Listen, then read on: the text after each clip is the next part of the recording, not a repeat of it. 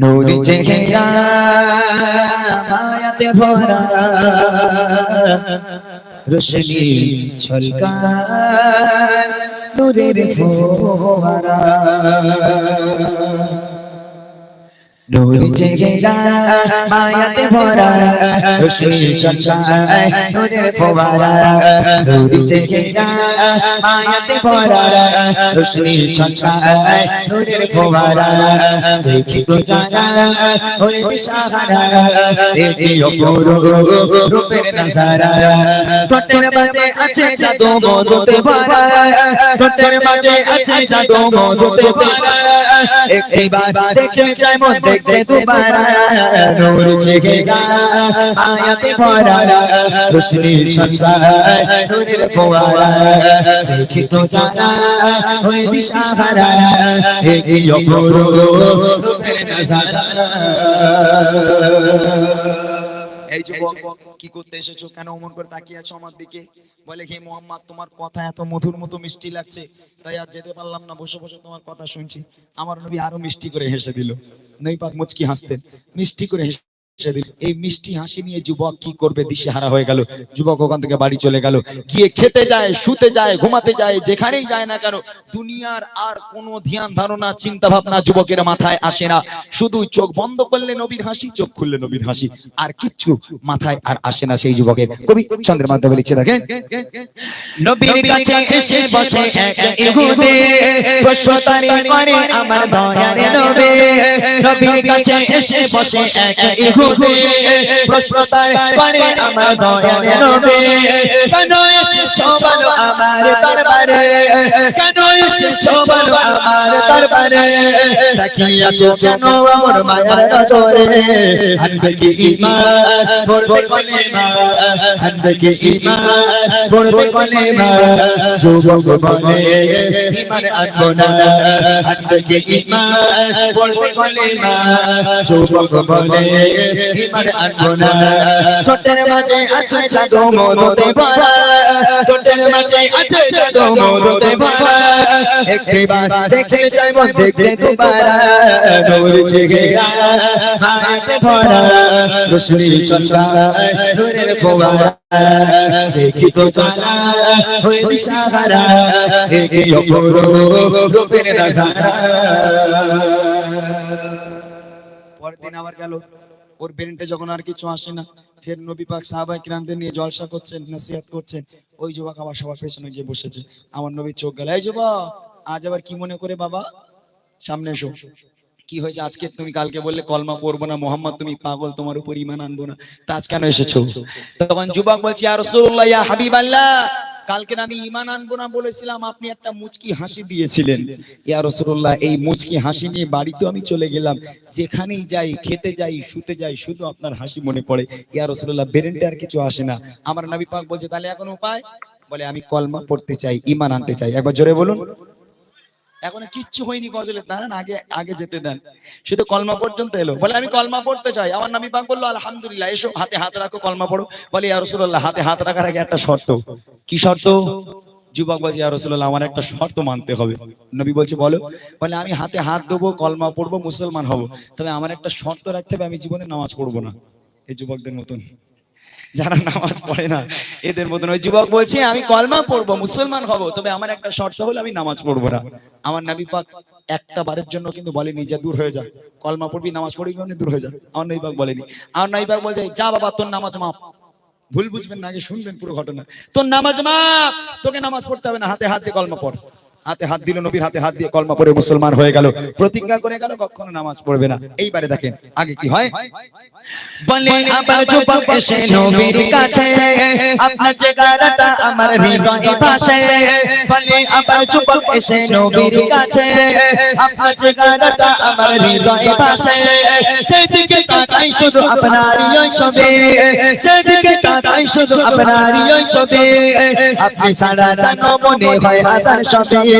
আনিব ঈমান পড়ব কালেমা আনিব ঈমান পড়ব কালেমা তবে আমি নামাজ পড়ব না আনিব ঈমান পড়ব কালেমা তবে আমি নামাজ পড়ব না ঠোঁটের মাঝে আছে জাদু মধুতে ভরা ঠোঁটের মাঝে আছে জাদু মধুতে ভরা একবার দেখলে যাই মন দেখতে দুবার নূর চেহারা আয়াতে ভরা রোশনি ছলকায় নূরের ফোয়ারা দেখি তো জানা ওই দিশাহারা দেখি অপরূপ রূপের নজারা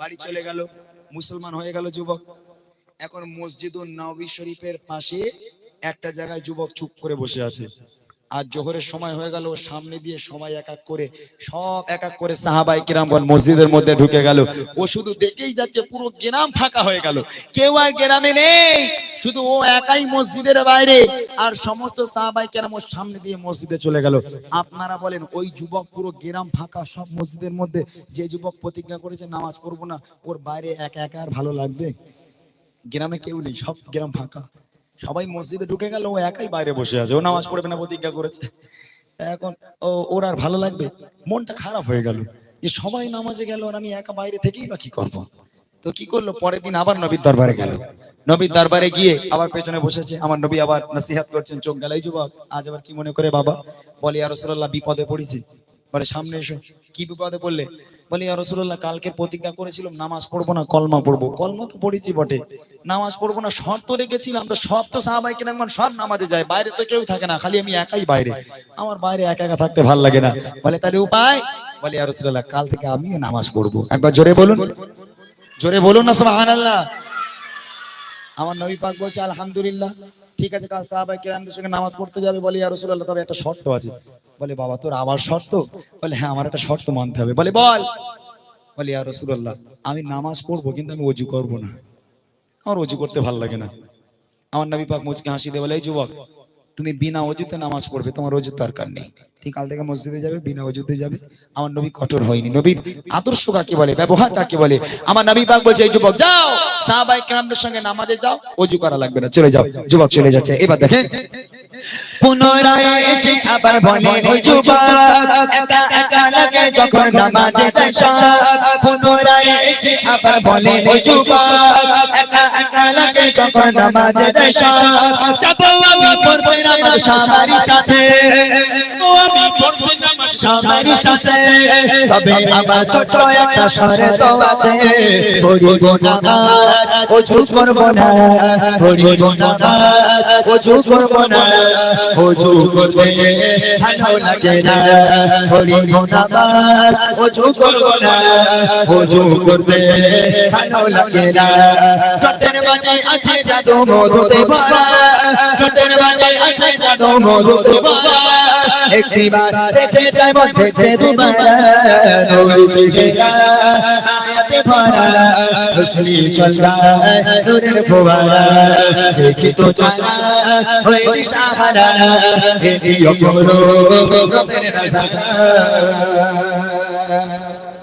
এখানে যে কটা যুবক ভাই আমার আছে ভাই বুকে হাত দিয়ে বলো তুমি কারা বিনা ওযুতে নামাজ পড়েছো আর হাত তুলে বলতে পারবে ওই একটা যুবক হাত তুলেছে তুমি হাত সত্যি পড়েছো ও বিনা ওযুতে নামাজ মেরে দিয়েছে মাশাআল্লাহ মাশাআল্লাহ এই কজি তোরা কেউ পড়েছিস জীবনে বিনা ওযুতে নামাজ পড়েছিস তোরা পড়িস নি হ্যাঁ তোরা তো আল্লাহর ওলি বসে আছিস আমার সামনে সব ফেরেশতা এই দেখেন এই বিনা ওযুর একটা কাহিনী আছে বলি শোনেন সামনে রমজান মাস এই পর্যন্ত বাকি রাখলাম কিন্তু পরে বলছি আমি আরো মনে রাখবেন যে যুবক নামাজ পড়তে যাবে বিনা ওযুতে এই সামনে রমজান মাস ইমাম সাহেব মসজিদ কমিটির কাছে গেল যে মসজিদের সেক্রেটারি তাকে কি বলছে ভাই তোমরা তো সারা জীবন আমার ১৫০০ টাকা করে মাইনে দিয়েছো ভাই তা সামনে রমজান মাস তারাবিটা আমি পড়িয়ে দেবো ভোরের বেলা মাইকে হেঁকে দেবো ৫ ওয়াক্ত নামাজ পড়াবো মোটামুটি ৭-৮টা রোজার দিন তোমরা আমাকে ৩০০০ টাকা দিও যেহেতু বিবি বাচ্চা আছে তাদের জামা কাপড়ের ব্যবস্থা করতে হবে তখন মসজিদ কমিটি বলছে তোমরা মৌলভী সাহেবরা খালি খাই খাই করো কেন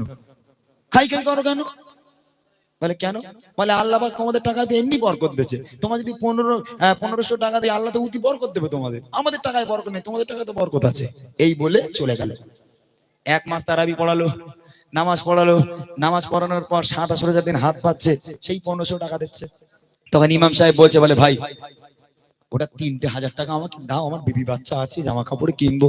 তারপরে না, ও অসুবিধা নেই, তুমি যাও, 1500 টাকায় তোমাদের আল্লাহ পাক বরকত দেবে, টাকায় হয়ে যাবে, যাও চল যাও, অসুবিধা নেই, যাও। মসজিদের অবস্থা এখন খারাপ, অনেক দিন আটিনা হয়ে রয়েছে, মসজিদ কমিটি বলছে। তখন ইমাম সাহেব রেখে গিয়ে বলছে, ঠিক আছে ভাই, চলে তো আমি যাচ্ছি বটে, তবে মনে রেখে দিও এই ঈদের পরের দিন থেকে 1 মাস তারাবি ঘুরকে পড়ো। বলে কেন? বলে তোমরা এরকম করবে আমি জানতাম, ওই জন্য বিনা ওজুদি তারাবি মেরে দিচ্ছি প্রতিদিন। বুঝলেন না? একদম মসজিদের গেটে পা দেবে, দেখছে হযরতে আলী ওযু করছে, যুবক দাঁড়িয়ে দাঁড়িয়ে দেখছে ওযুখানে হযরতে আলী ওযু করছে। ওযু করার সময় হাত কোন পর্যন্ত ধুতে হয় জানেন আপনারা? কোনি পর্যন্ত। আর ওই যুবক দাঁড়িয়ে দাঁড়িয়ে দেখছে হযরতে আলী কাঁধ পর্যন্ত হাত ধুচ্ছে। এখন মনে একটু খটকা লাগলো, ও মসজিদে না ঢুকে আলীর কাছে গেল, ওযুখানে গেল, কি বলছো আলী, আমি তো নতুন মেহমান, আমি তো নতুন ঈমান এনেছি, তুমি তো অনেক পুরাতন, তা তুমি কি নবীর মুখে শোনোনি ওযু করার সময় কোনি পর্যন্ত হাত ধুতে হয়, তুমি কাঁধ পর্যন্ত ধুচ্ছ কেন? তখন হযরতে আলী হাসতে হাসতে বলছে, বলে ভাই তুমি নবীর মুখে শুনেছো যে হাত কোনি পর্যন্ত ধুতে হয়, তবে নবীর মুখে কি এটা শোনোনি শরীরের যেখানে যেখানে ওজুর পানি লাগবে সেখানে সেখানে তোমার জাহান্নামের আগুন লাগবে না? একবার জোরে হবে না? জোরে বলবেন না সুবহানাল্লাহ? তখন ওই যুবক বলে, সত্যি নবী পাক এটা বলেছে? বলে হ্যাঁ, ওই জন্য আমি কুনি পর্যন্ত ধোবো, আর এখান থেকে কাঁধ পর্যন্ত জাহান্নামের আগুনই জ্বালাবো, তাই আমি আলী কুনি পর্যন্ত না দিয়ে কাঁধ পর্যন্ত ধুচ্ছি, পুরো হাতেই আগুন লাগতে দেবো না। তখন ওই যুবক বলছে, ঠিক আছে, নবীর কথা যদি এটাই হয়ে থাকে যে অজুর পানি গায়ে লাগলে জাহান্নামের আগুন লাগবে না, আমি যুবক প্রতিজ্ঞা করলাম কাল থেকে অজুর পানি দিয়ে গোসল করে নামাজ পড়তে আসবো। আর একবার জোরে হবে? যুবক কোথায় ছিল? মোহাম্মদ তুমি পাগল, তোমার উপর কলমা পড়া যাবে না, কলমা পড়লো। আমি নামাজ পড়বো না, নামাজ পড়লো। অজু করবো না, অজু করলো। শুধু তাই নয়, অজু করতে করতে গোসল করতে করতে আল্লাহ রসুলের একজন বড় সাহাবায় পরিণত হয়ে গেল। আরেকবার জোরে বলুন। এটাই ছিল আমার নবীর আদর্শ, কারোর উপর কখনো কঠোর হয়নি, আমার নবী পাক ব্যবহার ভালো দিয়েছে। এই যুবকগুলো যখন নামাজ পড়তে যাবে দেখবেন কিছু কিছু লোক আছে, তারা এই যুবকগুলোর একটু লজ্জা লজ্জা করে সামনে দাঁড়াবে, একটা বুড়ো এসে এই যা পিছনে যা, সারাদিন বিড়িটা নিয়ে আমার সামনে দাঁড়াবে, যা যা। ওরে আল্লাহ! আরে ওই যুবক যখন নামাজ পড়তে গেল তাকে তুমি আদর করো, তাকে তুমি স্নেহ করে সামনে পাঠাও, তবে তাদের নামাজের প্রতি মহাব্বত বাড়বে। খবরদার তাদের উপর খেই খেই করো না, তারা যদি একবার মসজিদ থেকে রাগ করে বেরিয়ে যায় জীবনে কখনো তারা নামাজি হতে পারবে না। এটাই ছিল নবীর আদর্শ। শেষ কথা বলছে, এবার এসে যুবক প্রিয় নবীকে বলে দোস্ত ছবিরা নাকি ওযু করিলে, এবার এসে যুবক প্রিয় নবীকে বলে দোস্ত ছবিরা নাকি ওযু করিলে, তাহলে ওযু না করে গোসল করিবা, গোসল করিবা, কেন দোজখে আগুন গায়ে লাগাবো, এটাই আদর্শ নবীর শোনো না, এটাই আদর্শ নবীর শোনো না, কারোর প্রতি কঠোর হতো না, এটাই আদর্শ নবীর শোনো না, কারোর প্রতি কঠোর হতো না।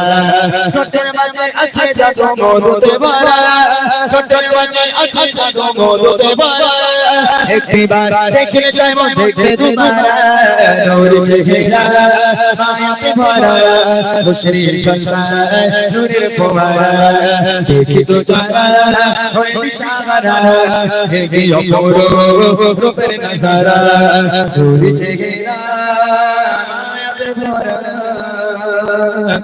রোশনি ঝলকায়